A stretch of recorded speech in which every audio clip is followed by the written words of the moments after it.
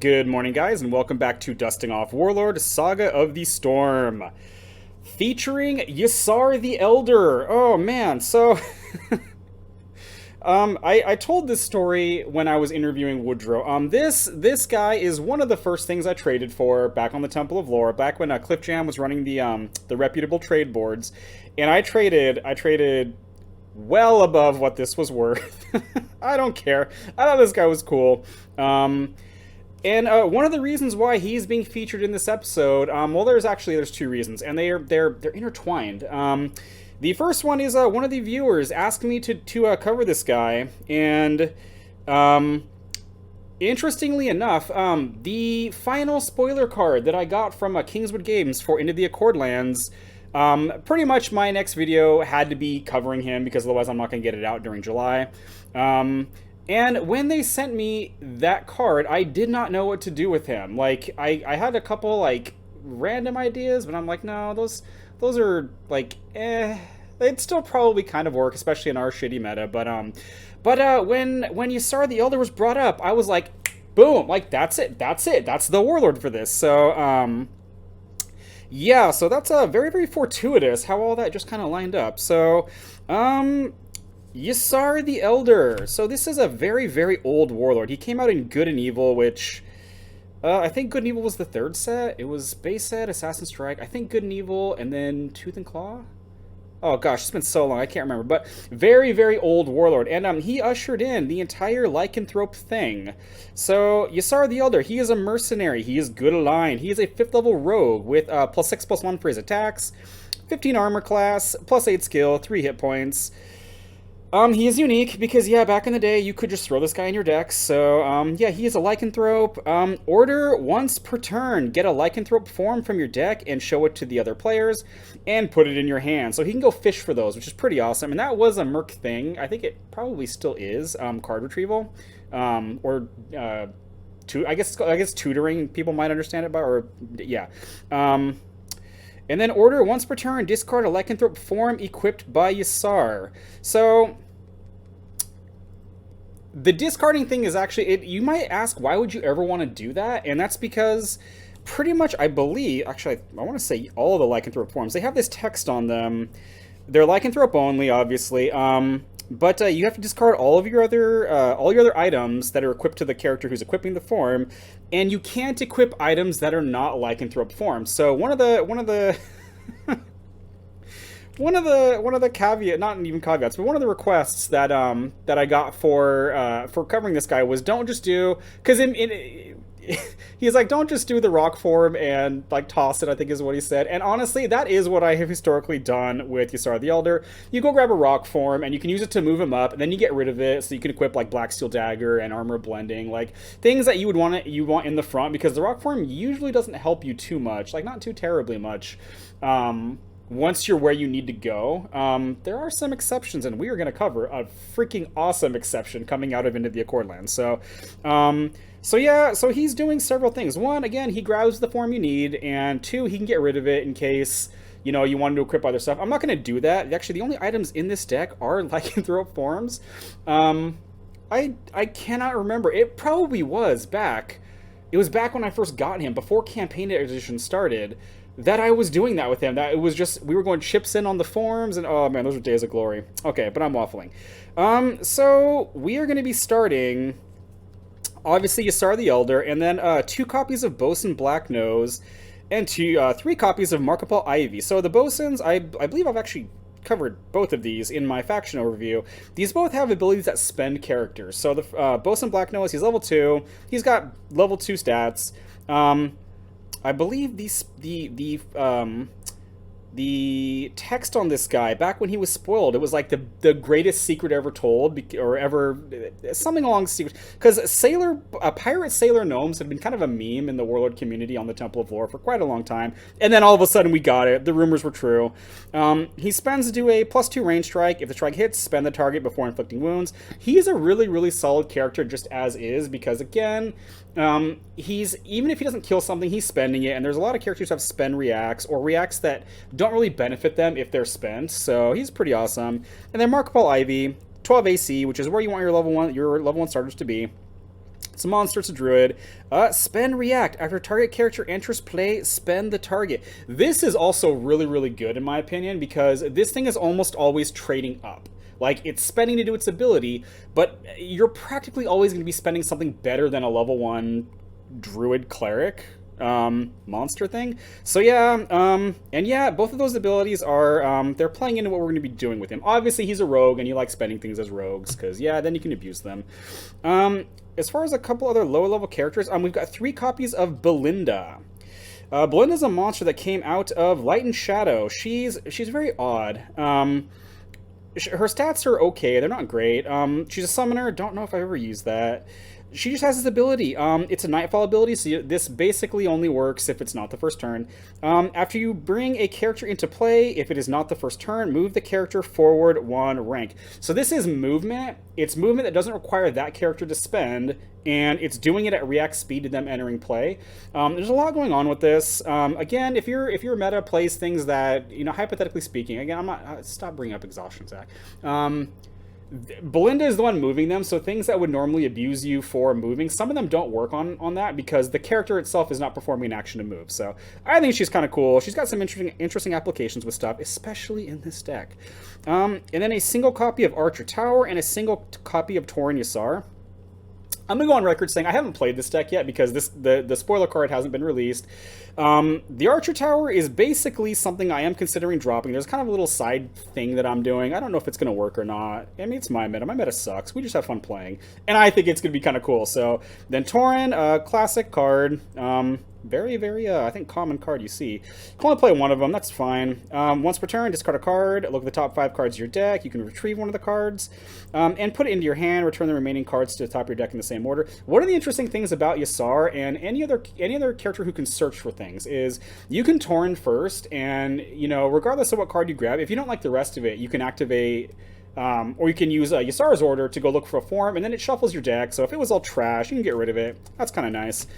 And then we've got some backup for Yscar the Elder. We've got 3 copies of Lost Ysarites and 3 copies of Moon Fever. So Lost Ysarite, he's kind of strange. He's not very good unless he's in their formation, but he does have stealth, and he has it at +11, which is a pretty good bonus. One of the interesting things about the rules changes, and I think I was supposed to mention this like a while ago, and I just completely forgot. Stealth, historically speaking, is basically you had to go very far back. Go back to when the feats first came out in a pre-campaign. Stealth was a nightmare. Like it stopped you from doing it stopped you from making stealth checks. If you did non-stealth actions, it was a headache. In campaign edition, I believe it got actually no. I think in campaign edition it still sucked. I want to say it wasn't until 4th edition where they just completely simplified it to where if you're in rank 1, you can make a DC 20 stealth check, and if you succeed, you spend and you move into their formation. And then you also had the react, make a DC 20 stealth check after you're targeted by a strike to cancel the strike. It may have been actions too, I can't really remember. But you can do that a number of times equal to your level while you're in an opposing formation, and then once in your formation. So really, really solid ability to get in 4th edition simply for canceling a strike against you. So it was just like an extra, almost not even an extra hit point. Because again, some of the strikes you could stop with that. If it's Krenthor coming to freaking rip your head off, yeah, it was pretty nice to be able to stealth that. Now, however, if I'm reading it correctly, Into the Accordlands, you don't have to make that check anymore. All it is if you have stealth, I believe it just says you are allowed to maneuver into enemy formations. That is a very, very big difference in how stealth works. So, it's fairly simple. And again, I haven't shown the items, but I mentioned rock form already. Lost Ysarite is level 3. So he can enter play in rank 3, he can rock form to rank 2, rock form to rank 1, and then just maneuver into their formation, and all of a sudden, boom, he is ready to go. So I think that's pretty interesting. I don't know if he's worth it otherwise. He might not be worth it anyway, but he's also a rogue, which is somewhat important. And then Moon Fever. This is a freakishly old guy who came out in, what is this, Betrayal? Yeah. Moon Fever, unfortunately, he is a fighter. That does kind of suck. It would have been better if he was a rogue, but whatever. His stats are actually kind of bad for a 4th level fighter. +4, +0 for his attacks. 12 AC. That is awful for a 4th level fighter. Ugh. +4 skill. 2 hit points, whatever. He has this trait. After Moonfever enters play, search your deck for a Lycanthrope form and attach it to him. So again, retrieval from your deck with this. And it's really easy to grab. Again, I think usually a rock form to help get him forward, because I don't really have too much other movement. Interestingly enough, the Belindas, if they're blending Moonfever forward, I think you get to choose in which order these activate. Maybe his Myco first. It doesn't matter because he's level 4, so even if she shoves him to rank 3, he can equip a rock form, no problem. Unfortunately, the same cannot be said about Lost Yscar. If you blend it forward, it won't be able to equip the rock form innately, so that does kind of suck, but whatever. And then he has this other react. When Moonfever is targeted with a melee strike, the opponent must succeed with a fear save DC 12 or the strike is cancelled. DC 12 is not very high, but this is not once per turn, and this might be why his armor class sucks so much, because they were like, man, you're just gonna cancel everything. I don't know, whatever. I actually quite like Moonfever. I think he's pretty cool. And then backing some final backup, actually 2 pieces of final backup. And we have 3 copies of Jackals of Morn. This is a no-brainer. It's a monster. It moves. The moving part is the important part, but it's a rogue. It can play, rogue actions and stuff. It is not a Lycanthrope, so it can't equip any of the forms. Actually, it can't equip items anyway, but whatever. So, yeah, these guys are pretty solid. And then, oh, good heavens, man. Out of Into the Accordlands, the final spoiler here, Master Dresden. This dude, okay, so where do I even begin with him? I want to say his name is a reference to the Dresden File novels, which I know nothing about except for the fact that they exist. Never read them, don't know anything about them. I think that's what that is, but I could be wrong. So he's got 2+5 attacks. I believe that is the electricity symbol. I think he does like lightning damage for his strikes there. 15 armor class. He is a 4th level rogue wizard. Now, I was looking for an answer to this, and I want to say, because I looked through the comprehensive rules, my search through is not very good. I'm the wrong kind of Asian for that stuff. But I want to say, because he doesn't say that he enters play 1 rank higher, he comes into play in rank 4, that can be really important because, man, some of the multi-class, the 4th level multi-class characters that require you to build a 5th rank, it's such a pain in the butt to do that sometimes. Excuse me. Ugh. Not having to build that 4th rank, or build a 4th rank to play 5th level characters, I think very important. So it looks like he does enter play in rank 4, which, nice. He's got Charisma +0 and Scribe +0. And then, this ability, Limited React. That means it's once per turn, okay? It's once per turn, right? Limited React. After your character moves, target opposing character must succeed with a will save, DC 15, or spend. If you control a mercenary warlord, you may use this ability twice per turn. Like, guys, I don't know what to say with this guy because I'm looking at this, okay? Take the using it twice, although that is pretty nice, okay? This is a react that doesn't require him to spend. There is no range restriction. This can hit them no matter where they are on the table. This can hit, unlike some, I think we mostly saw this in 4th edition, something like the post-MRP Master Anandale, who's got an ability to spend things, it doesn't work on Warlords. You can argue whether that's fair or not. I hate MRPs like that, but whatever. This can get Warlords, and again, DC 15, that's pretty high. Again, most fighters, I want to say their skill is around +7, meaning they have a pretty reasonable chance to fail this. And then again, if it's a Merc Warlord twice, like, once you get, like, 2 of these in play and you've got that react on standby 4 times per turn, whoo, that sounds like a great time right there. So that's one of the reasons why I'm so heavily focused on some of this movement here. The Belindas, this is moving you. The Rock Forms is moving you. I want to say, and again, I think I'm correct about this.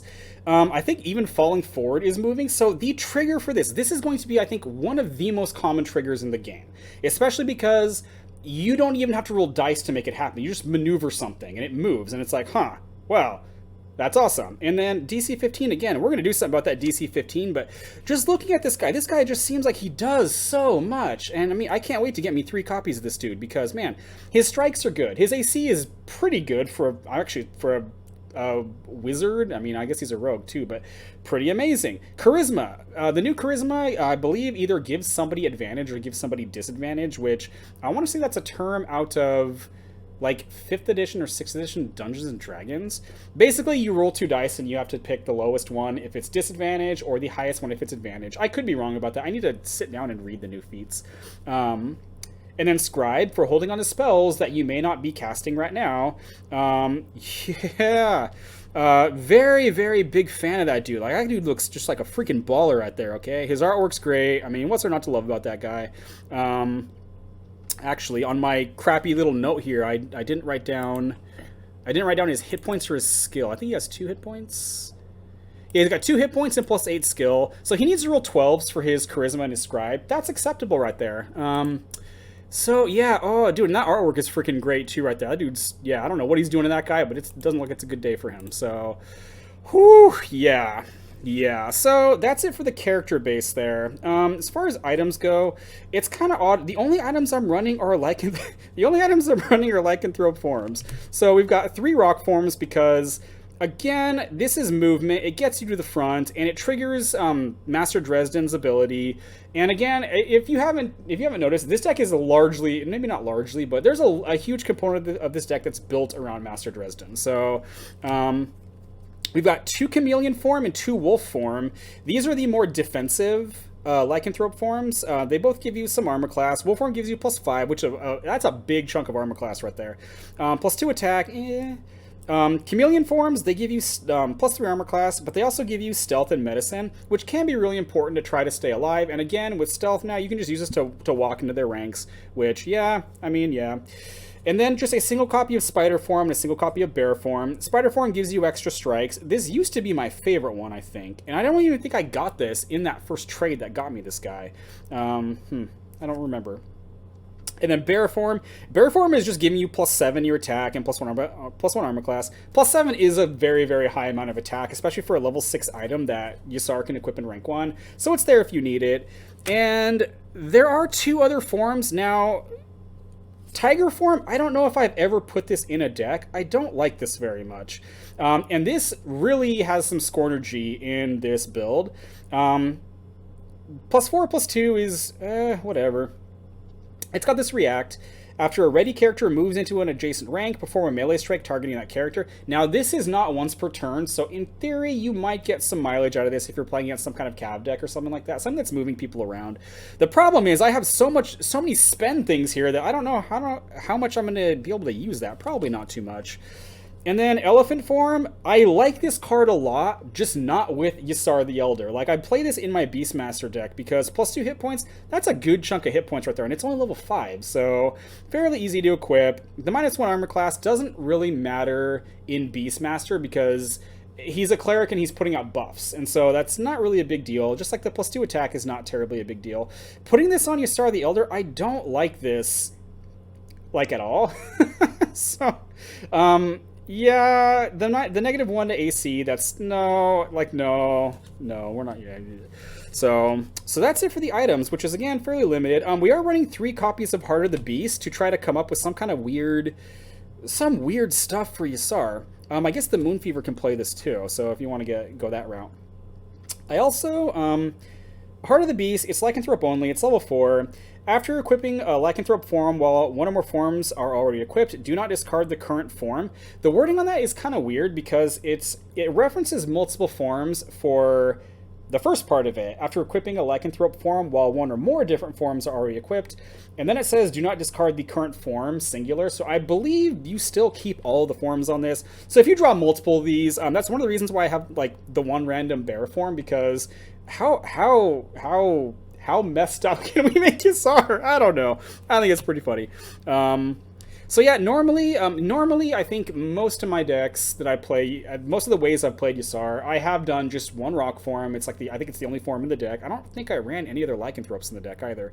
And it was just move them to the front, discard it, go for gear that I consider probably better, but you know what? I think this will still work. I think this is still gonna be a blast to play.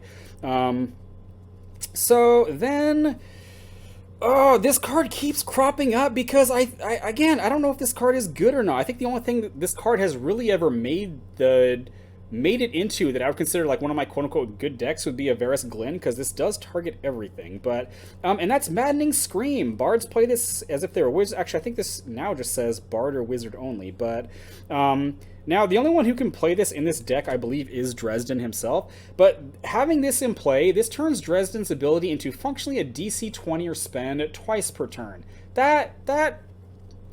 I mean, I don't know what to say. That seems freaking awesome to me. I like that. Now, it would mess up your ability to make stealth checks with the chameleon form. It would mess up Dresden's own feats, but, you know, whatever. I like that. I think it's cool.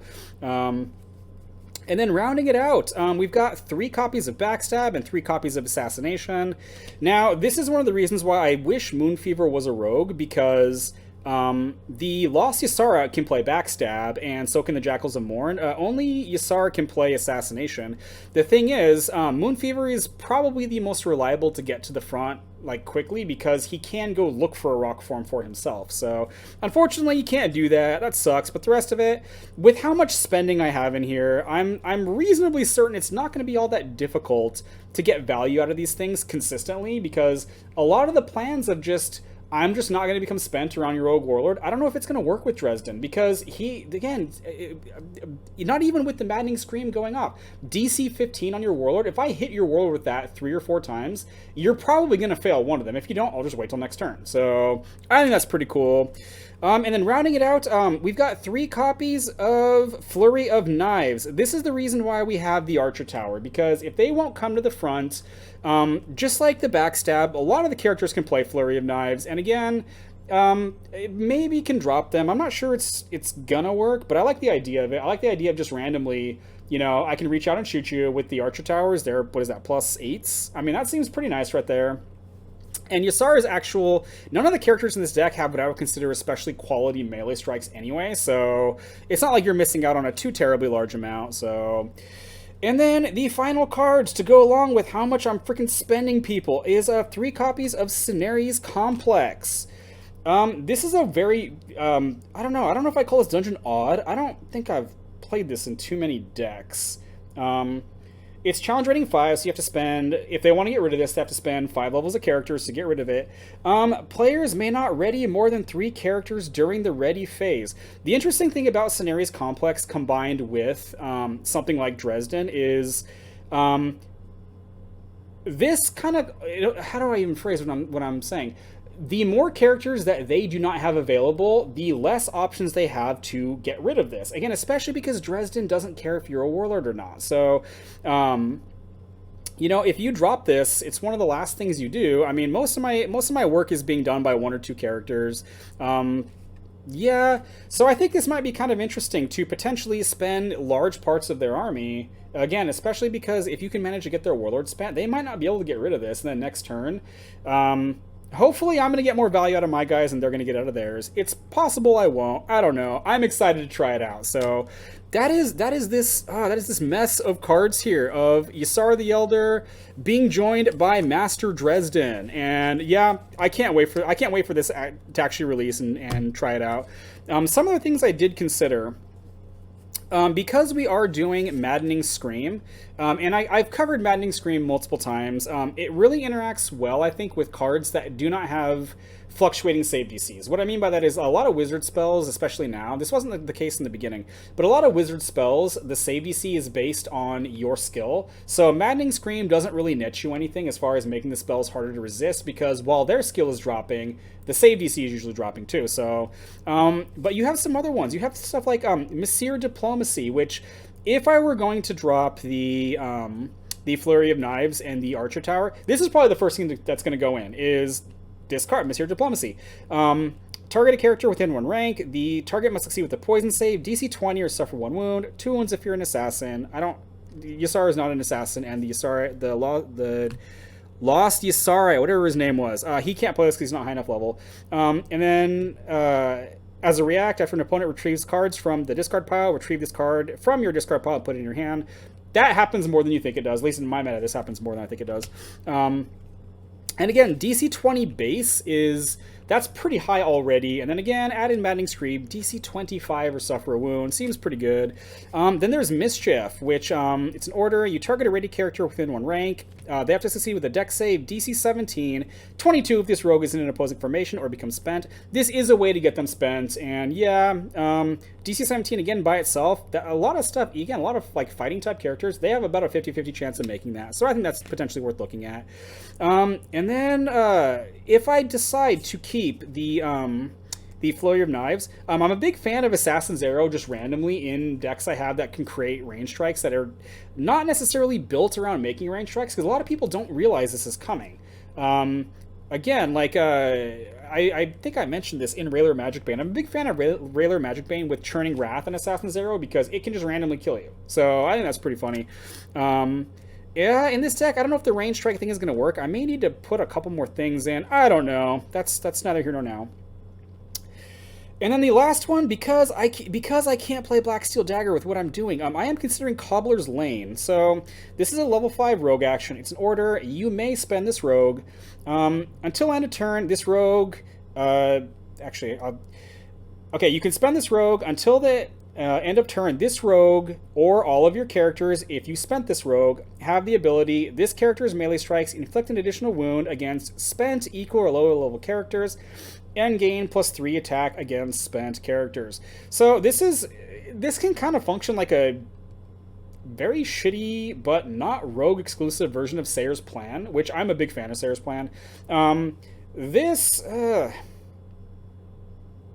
This gives characters who are not rogues those ability, which is kind of nice. This would mostly just be to play on Yscar himself, just to give him potentially some extra wounding, because there's not going to be too many things that he's not equal to or higher level than, unless it's like dragons or big monsters or something. So potentially he has a spot. I don't know. For now, we're gonna stick with this, and yeah. Yeah, that is what I'm doing with Yscar, or what I'm going to be doing with Yscar the Elder and Heart of the Beast, and not just doing the 1 rock form and then ignoring the Lycanthrope trait. The only other thing potentially, I don't know, maybe Assault on Morn is another potential one I could do, because it is movement and it is backwards movement. Maybe that'll get in here instead of the Flurry of Knives, because again, that could be more triggers for Dresden. I don't know. These are like what I like to call good problems. So that's going to do it there. So that is my final spoiler for Into the Accordlands. I hope you guys enjoyed this video. I hope you found it entertaining, informative. You can point it and laugh. That's fine. So thanks for checking this out. God bless you, and I'll catch you in the next video.